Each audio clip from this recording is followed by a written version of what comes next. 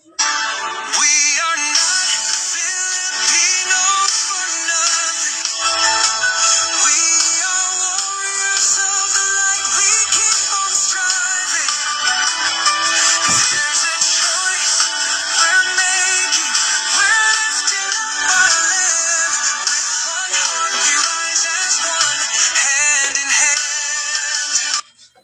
At welcome po sa ating channel Ode Alteram Partem. Let us hear the other side. Ang segment po natin ngayon ay Vox Populi. Ano po yung ating topic? Pinag-iisipan ko po yung dalawang topic. Gusto nyo ba yung patungkol muna sa China, yung pinopost ko na about sa Dragon or about sa impeachment? Impeachment ba o ni Vice President? Or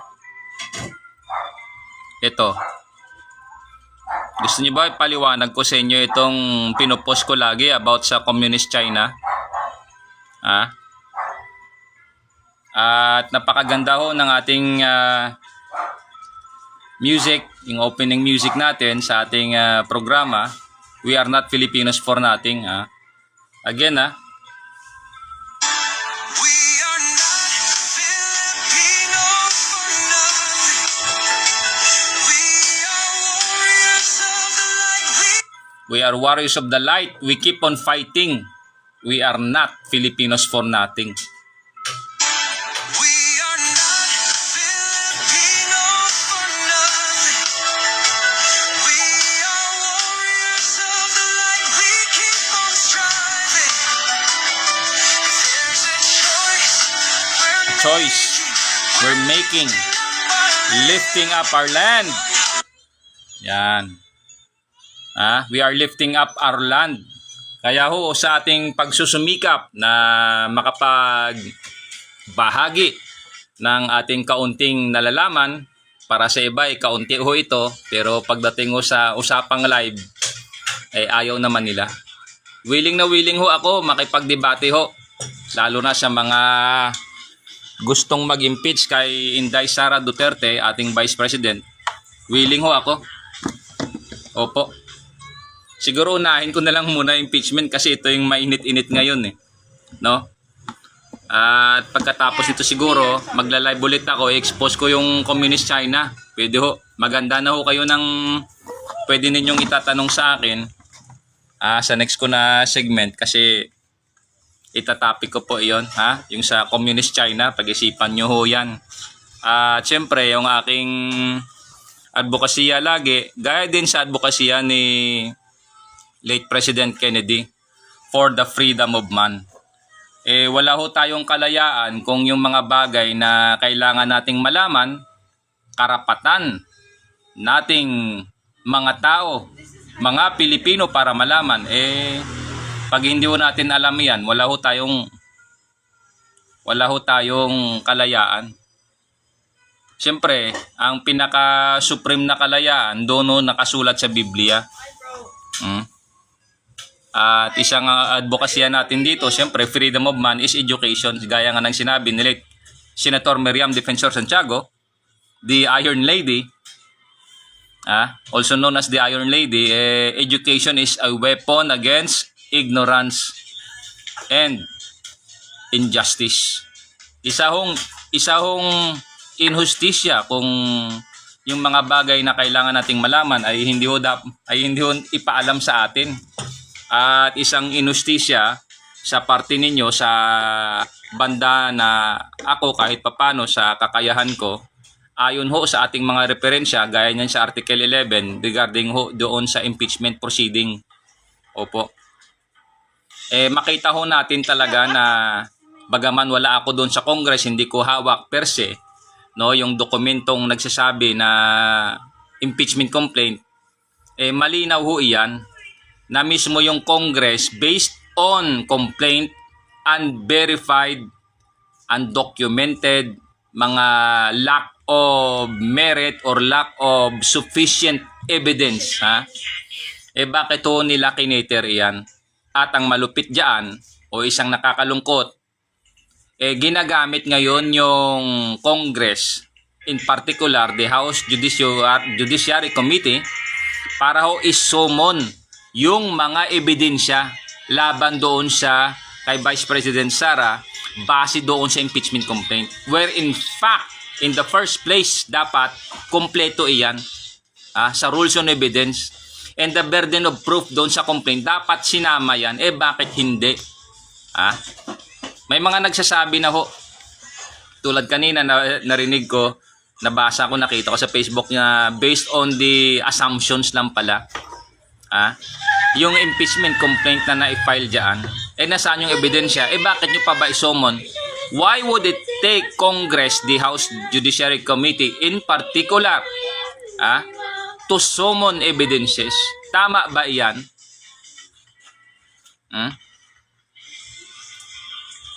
Tama ba yan? Hindi. Dapat nandoon doon sa complaint mo, kasama na completos recados na yan. Kasi ikaw yung nag-aakusa Tandaan natin sa Article 11, nandoon ho yung exclusive power na makapag-file ng impeachment complaint is the Congress na sa Section 3 yan. Article 11 of the Constitution, Section 3. Ganon ho. Bakit ho ang nangyari?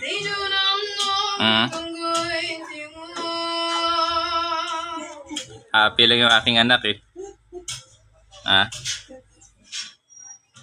Siyempre, pabayaan natin yung mga bata maging bata. Kasi dumaan naman tayo dyan Huwag nating isuppress.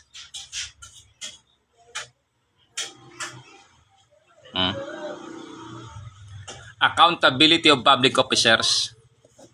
Yun po yung Article 11.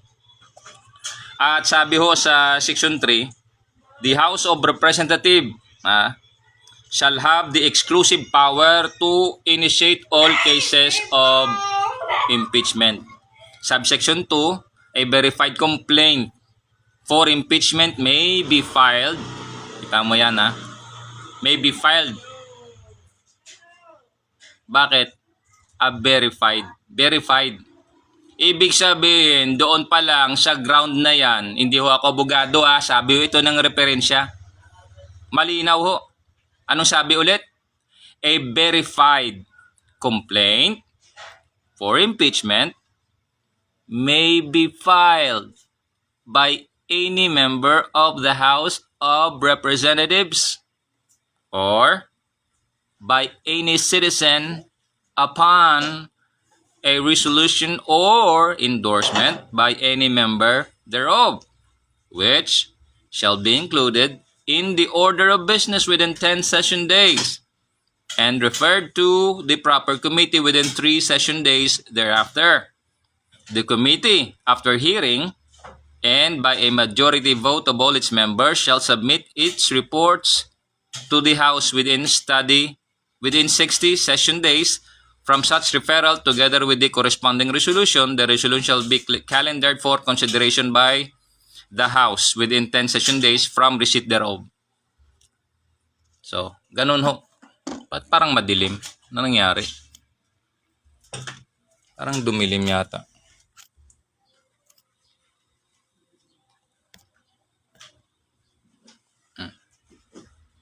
Takay mo, verified complaint, tapos sinubmit dyan sa Congress, ano yung tawag doon?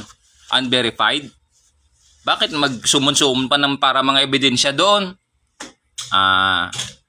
Doon pa lang pala sa first instance, ang na-file na complaint against sa ating Vice President is unverified. Why? Because nagsusuman sila ng mga witnesses para i-verify. Where in fact sa Constitution na sabi, a verified complaint. At ang gagawin ng Secretary General dyan is to receive, record, and submit doon forward sa House Judiciary Committee for 10 days to make a report, and that report shall be submitted to the plenary. Plenary, the kabuuan ng Congress para pagdidibatihan yung merit ng impeachment complaint to come up with an articles of impeachment with a 1/3 vote within 60 session days. After ng 60 session days, meron siyang 10 days para i-calendar yon and then transmitted to Senate for trial. Ngayon, ang ginagawa nila dyan, again, balikan natin, the first instance should be a verified complaint.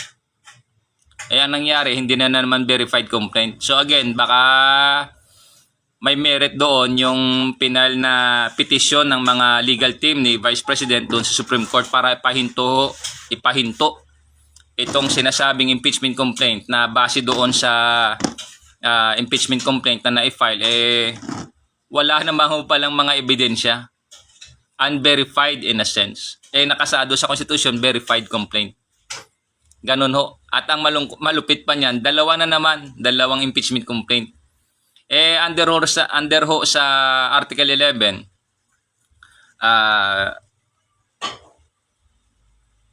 Accountability of Public Officers, Section 3, Subsection 5, no impeachment proceeding shall be initiated against the same official once within a period of 1 year. So once lang ho. Hindi naman sila natuto. No? Dalawa na naman. Tsaka ang first instance doon, it was an unverified impeachment complaint. Kasi nangangailangan ho ng Congress pa, sila mismo yung House Judiciary Committee nagsusumon. Bakit ho ginagamit itong House Judiciary Committee para ho magsumon, mangalap ng mga ebidensya? Kung mismo yung complaint dapat kompleto iyan, bakit ang nangyari hindi? At katuwang pa yung House Judiciary Committee para ho mangalap ng ebidensya. Malinaw ho yung konstitusyon. Baka tamaan na naman sila unconstitutional kasi lagpas na ho sa authority. Wala ho sa mandato. Verified complaint ang i-file mo. Kompleto dapat na yan para magawa ng House Judiciary Committee ng report. Idadalhin yan sa plenary para ho pagdidibatihan yan ng buong kongreso, ng buong members ng Congress to come up with an articles of impeachment at least with a 1/3 vote. Transmitted, calendared, and to be transmitted to Senate for trial. Doon ho. Dami silang mga palusot House Judiciary Committee, 10 session days, lumagpas na ba? Pag lumagpas ulit yan, palpak na naman. Dapat, i-forward nyo. Kung kulang pala yung ebidensya, i-forward nyo bakit nagamitin nyo yung committee na yan para mangalap ng ebidensya. Ano yun? Tama, yung impeachment is a political and legal proceeding, legal and constitutional proceeding to impeach an impeachable officer na sa Article 11, Section 2. Impeachable offense, culpable violation of the Constitution, treason, bribery, graft and corruption, other high crimes, and betrayal of public trust. Who are the impeachable officers? President, Vice President, the Ombudsman, Supreme Court Justices, and the members of the Constitutional Commission. Sino yon? Civil Service, COMELEC, tsaka COA. Yon. Yung mga nakaupo na yan dyan, impeachable officers yan. Kaya nga si George Garcia, yung COMELEC chair ngayon, and members ho ng, siguro lahat na sila dyan, na member ho ng, kung sino man yan dyan, na patungkol dun sa election, i-impeach.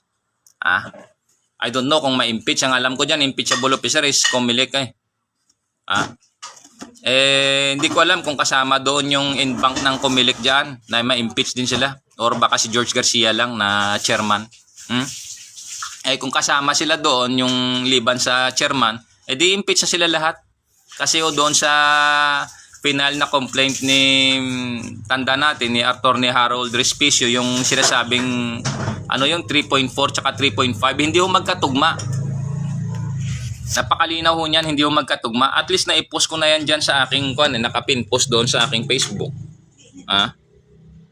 Tingnan ko nga muna para naman masarap po yung ating na ito. Tsaka natagalan ho ako kasi naghahanda ho tayo May pinaghahanda ako na dapat kabakahin. Opo. May kakabakahin ho tayo at kailangan ho dahil sa pagkakalam naman ninyo isang taon na ho akong nag-shopper. Ang sabi nga ng iba, gumagwapo daw ako. Sabi ko, binabola naman ako nito. Hindi naman gumagwapo. Gwapo lang. Sobra naman yung ginagwapo. Tama na yung siguro gwapo. Gwapo ay na-sense na syempre.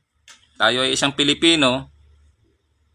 Gwapo tayo sa ating mga magulang. So shoutout sa aking mga magulang dyan sa Iloilo City. Sa aking tatay na magiting, Jesus Senior at Daisy Sukgang. Sa aking mga kapatid, pamangkin, relatives, mga kahit kaibigan man o kung meron man. At sa aking mga kaibigan dyan sa Philippine Coast Guard pala. Ito 3.4, 3.5 tama nga The controversy surrounding the Comelec election code breach involves a discrepancy between version 3.4 and 3.5. Yari ka talaga dyan. George! Ngayon kung sino mang George, yari ka talaga George. Kasi may mga George din dito sa amin Di ba mga kasabihan mga Pilipino, George, yari ka George. Yun, mayayari ka talaga dyan George. At baka tutuluyan ka, madisbar ka rin. Sana nga.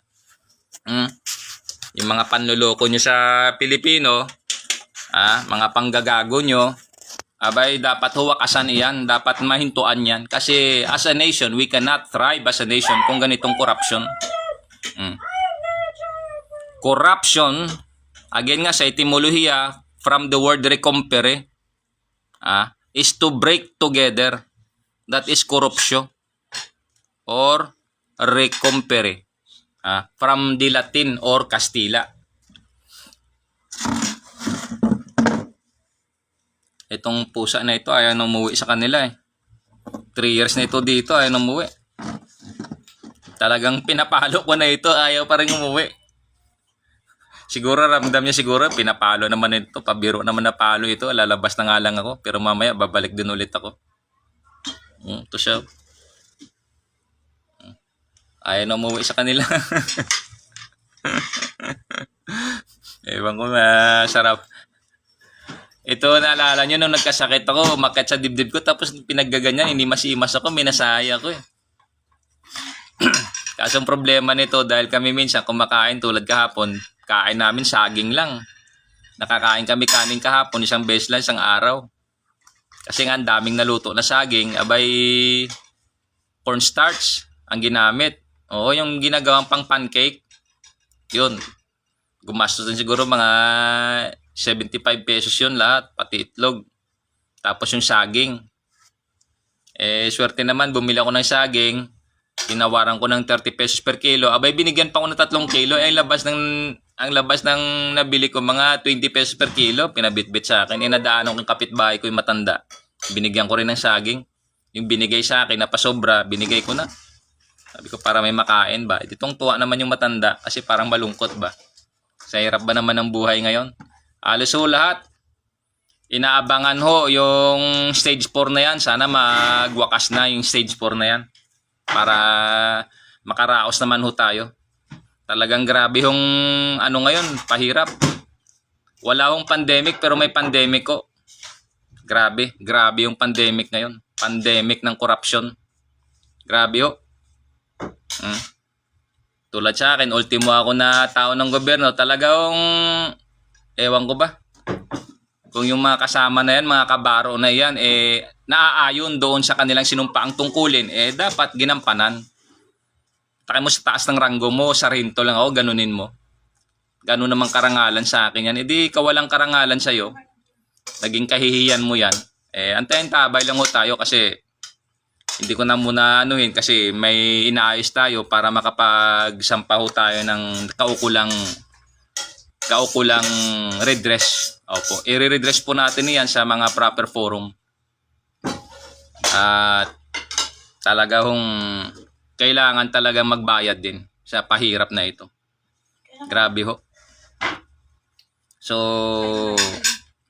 ganun. Kailangan nyo talagang magbayad. Dahil sa demonyo yung galaw nyo Sa demonyo. Ang dami nyo hong na-violate ng mga batas.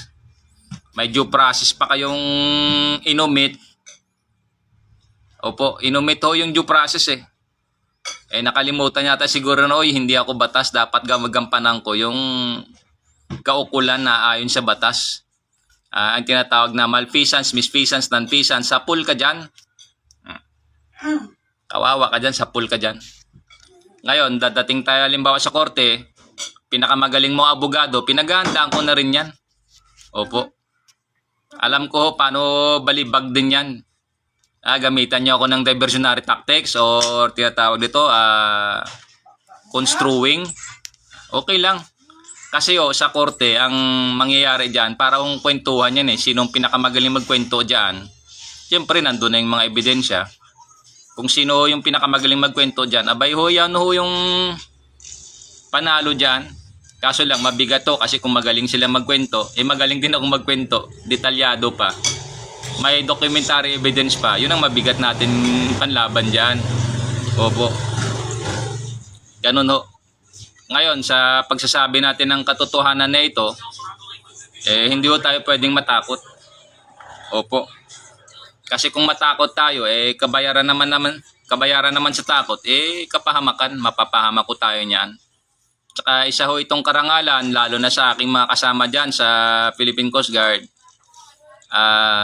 Isa hong karangalan na, at sabihin man siguro natin unprecedented, na isa hong sarento lumaban sa isang opisyal dahil sa kawalang hustisya. Sa hukuman ng tao na ho tayo lalaban yan. Opo. Ngayon, siyempre, sa dami ng alam ko siguro, may madadamay talaga dyan.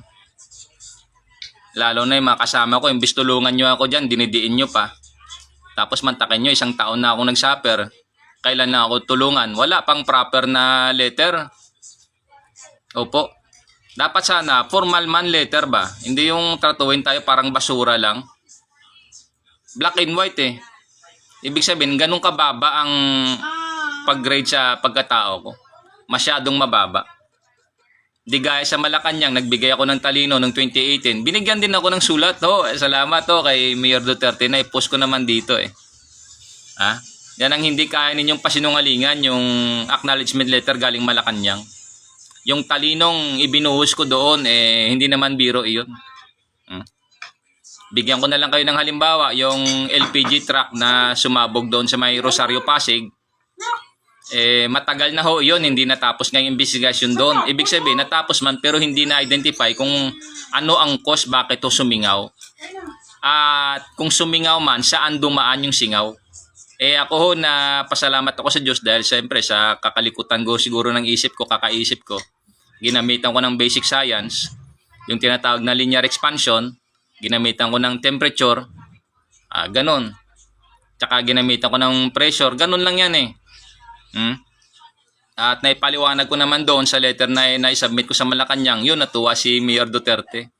Base doon kay Secretary Mabilin, binigyan ako ng acknowledgement letter from the Malacanang. In particular, the Presidential Complaint Center. However, hindi naman ako nag-complaint. Rest assured dyan sa mga kasama ko sa Philippine Coast Guard at sa mga officer. Sir, talagang sabi ko sa inyo sir, at sasabihin ko ulit, kaya ko tumingin sa mata at sabihin talaga yung totoo. Hindi ako kaaway ng Philippine Coast Guard. Hindi nyo ako kaaway. Kung yung nangyari man nung time ni Duterte na ni Mayor na presidente, nagkaroon naman ng mga involvement yung mga ibang officers doon na mga pinagtatatanggal, abay hindi ako ang dahilan nun sir. Alam ninyo iyan, alam nyo yan, na mismo yung kaaway ninyo, bakit kayo natanggal, mismo nandyan din sa loob. Nagsisiraan Ganon yun. Kaya mapait na katotohanan yan na nalaman ko sir na parang ayaw ko maniwala pero nalaman ko yung impormasyon. Talagang siniraan talaga kay sir, kaya isa rin na sir sa pagsusumikap ko sir na makabalik. At gusto ko rin sir tulungan kayo sir. Gusto ko talaga sir. Alam niyo yan sir, alam niyo sa puso ko sir, ramdam niyo yan. Kasi yung salita, habang sinasabi mo, may enerhiya yan. Kaya nga minsan yung mga butike, pag gumaganyan, ibig sabihin, may katotohanan dun sa sinasabi mo. Kasi yung butike, may mga butas yan, kagaya ng buwaya, may mga butas yung sa balat nila. Yung ultimong galaw sa paligid nila, nasisense nila iyon. Liban sa eyesight nila, very sharp eyesight din sila Ganun ho. Kaya kahit na madilim, nakakain sila ng mga lamok o insekto or what. Kasi nga dahil doon sa yung tawag nito, abilities nila. Yung abilities ng butike at ng buwaya, meron silang mga force dito yan, no? Nasasagap nila yung mga chemical o yung galaw ng hangin sa paligid. So ganun, no, yung sensory nila. Ibig sabihin, yung salita mo, pag nagsasabi ka ng totoo, nasasagap nila yan. Nakasaad naman sa Biblia yan, sa kaharian ng hari, merong mga butiki. Kasi yung butiki, pag nagsasabi yan ng totoo, halimbawa may nagsasabi ng totoo, sasagot yun. Gaganon yan. Pag sinungaling, ramdam na. Kung napanood nyo yung pelikula na Hero, based doon sa true to life story sa China, nung time ni Emperor Qin, the first emperor to unite the 5 kingdoms of ancient China. Kaya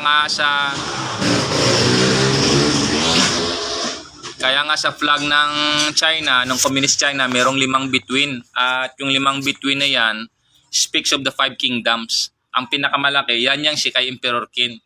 Pero yun na nga, naipost ko na rin dito sa China na pag gawin mong lobo, yung flag ng China, makikita mo yung mukha ng dragon. At syempre, inaangat sa langit yan. Pag angat sa langit ng flag, dahil gamit yung flagpole tsaka yung tali, makita mo sa langit yung flag ng China. Ano ibig sabihin nun? Yung pag tumingala ka sa langit, makita mo yung flag ng China, tanda sa langit, makita mo. At ang sinasabi naman sa Revelation chapter 12, may tanda sa langit, no? Yung mukha ng dragon, yung mapulang dragon. So, it's not a coincidence na yung flag ng China, pag ginawa mong lobo, mukha ng dragon. 2 mata na malaki, yung 2 bituin. Yung 8 sunga, yan yung 8 bituin o yung 4 na bituin na maliliit. So, ganun, no? So, welcome. At sa next nating episode or next kong segment, pwede ko kayong magtanong. Pwede nyo rin akong i-debate. Payag ako doon. Payag. So, dito naman si impeachment, balikan ho natin. Ang tanong ko lang, tama ba yung impeachment complaint at the first instance, kulang ho ng documentary evidence? Under sa rules on evidence of the rules of court, rules 128 to 134. Bakit ho na kulang ng ebidensya yung impeachment complaint? Anong tawag nun? Ibig sabihin hearsay, ibig sabihin substandard, ibig sabihin insufficient. At yung malupit diyan, bakit ginagamit ng House Judiciary Committee yung kami nilang komite para isumon yung mga ebidensya na yan? Tama ba yung trabaho ng komite na yan? Ayon sa Constitution, is a verified complaint. Dapat gawan na lang nila ng report yan within 10 session days sa House Judiciary Committee. Dadalhin sa plenary, pagdibatihan nila doon yung mga grounds. Ano lang man yung grounds doon for impeachment? Under doon sa Article 11, Section 2. What are the grounds for impeachment for impeachable officers? Culpable violation of the Constitution, bribery, treason, grafting, corruption, other high crimes, and betrayal of public trust. 6 ho. 6. Balita ko nga doon na rinig ko, pati salin, ewan ko ba. Bagay, pwede siguro yun kasi perjury ba or undeclared, no? Kasi sumpaan yan na magsasabi ka ng totoo kung kasinungalingan. Dapat din ito, no, pagka matapos na itong impeachment na paulit-ulit na lang, dapat dyan yung House Judiciary Committee, kung sino-sino man yung mga involved dyan, kahit congressman, una, filean sila ng kaso, i-disbar, no? Pero maganda siguro yung tanggalin muna sila, filean sila ng kaso, kasi sabi mo naman parliamentary immunity is in the performance of duty. Tama, in the performance of their function. However, kung makitaan ka ng abuse of authority, pwede yun. Sa anong kadahilanan? Mantakin mo, gamitin mo yung House Judiciary Committee para isumon yung mga ebidensya, pabuksan mo yung mga ganun. May bataso, may amlak, kung ano-ano pa. Gusto nilang i-violate yun. Hindi ganun yun. House rules, para lang basura yung mga constitutional rights and other related laws. Sa ating volume. So, yun lang sa ating topic ngayon, the impeachment. Kung constitutional po ba, yun lang sa ating Vox Populi, this is also an education. Kasi kung yung impeachment proceedings na yan dyan sa House ngayon, ang tanong dyan kung constitutional po ba yan.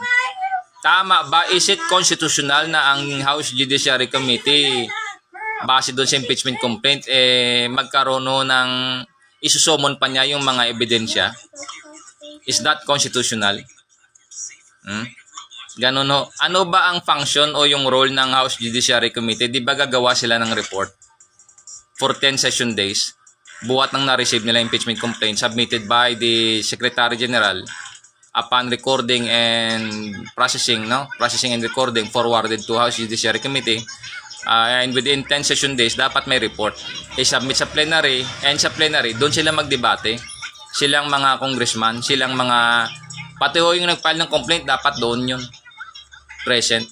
Ang ginagawa pa nila dyan, isinusumon nila si Vice President para magsumagot ho ng tanong. Aba, hindi na ho, iyan? Hindi na ho kasama dyan sa mandato ninyo. Kasi bakit? Pag meron kayong articles of impeachment and the 1/3 vote, ginawa nyo yan within 60 session days, dapat calendared, submitted, or transmitted to Senate for trial. Dapat sa Senate ang sagutan yan. The burden of proof, doon nyo patunayan. Yan ang gagawin nyo. Gagawa kayo ng articles of impeachment. Ganun ho. So, marami yung nagmamagaling dyan, ginagago ba kung ginagamitan pa ba ng salitang Latin yung, ano ba ito? Yung delicto? Yung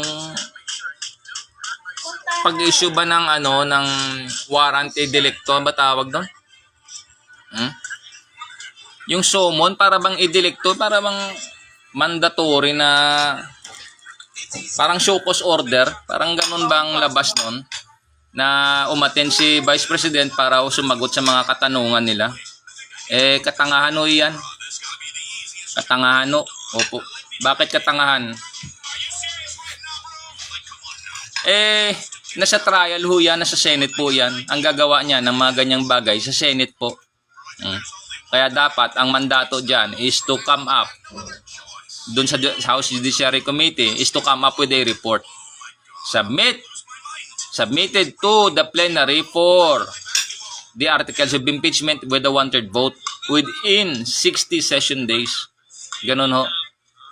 After ng articles of impeachment with a 1/3 vote, calendared and transmitted to Senate for trial.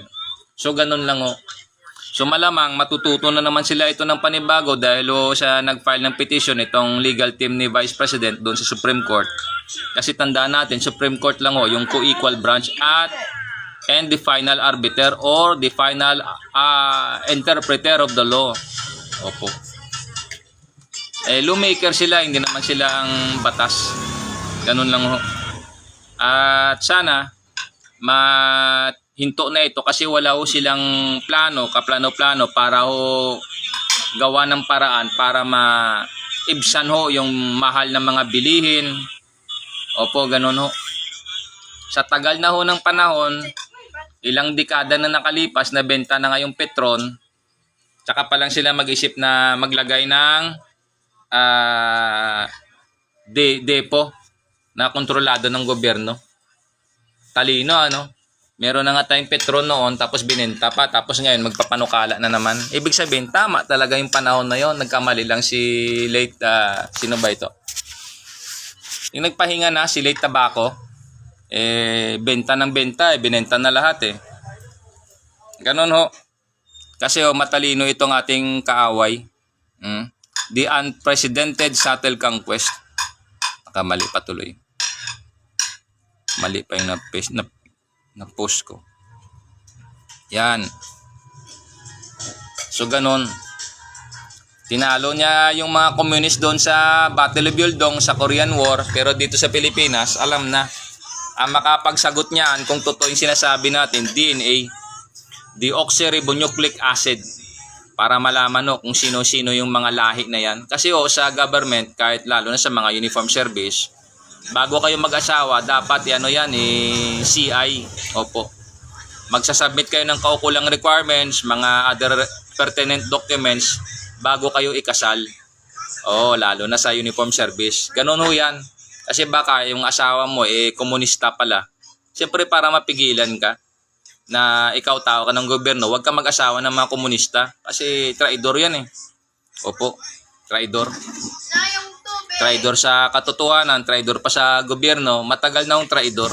wala ko silang naisip, lalo na lagi sisihin ng gobyerno. Yung pala, ang kanilang nasa, palitan ng gobyerno, gagawin nilang komunista at gusto nilang maghari.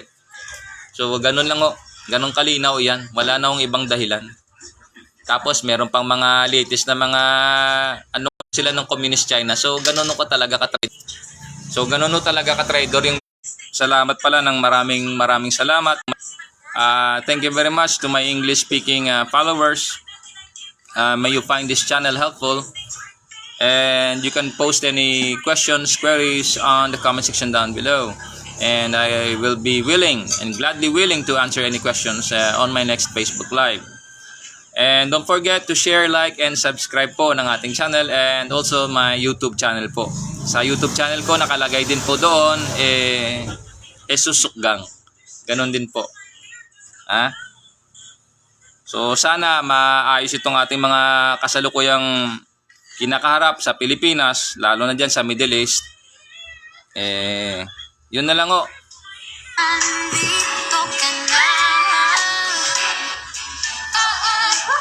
Salamat ng maraming salamat. Sana kayo ay masaya kasama inyong pamilya at kung kayo nag-iisa ay masaya kayo sa Panginoon. Again, ito po ang inyong host, Susukgang Jr. o The Alteram Partem. Let us hear the other side sa segment na Vox Populi. To God be the glory in Christ Jesus with the Holy Spirit. Amen.